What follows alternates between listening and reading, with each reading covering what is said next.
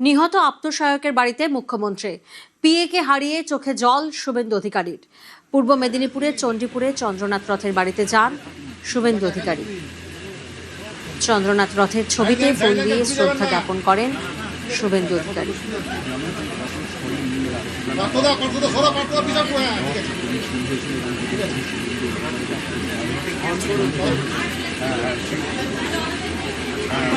পূর্ব মেদিনীপুরের চণ্ডীপুরে চন্দ্রনাথ রথের বাড়িতে যান শুভেন্দু অধিকারী।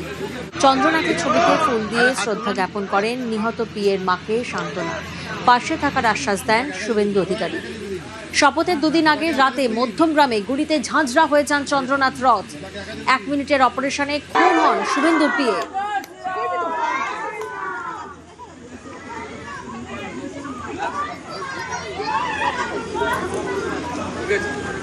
উনি যে আমার ছেলেকে মনে রেখেছেন এবং অনেকে পথ পাওয়ার পর ভুলে যান, কিন্তু উনি মনে রেখে আমার বাড়ি পর্যন্ত এসেছেন এবং উনিও কান্নাকাটি করছেন এবং উনি বলেছেন আমাদের পরিবারের পাশে সব সময়ের জন্য আছেন এবং দোষীদের কঠোর থেকে কঠোরতম শাস্তি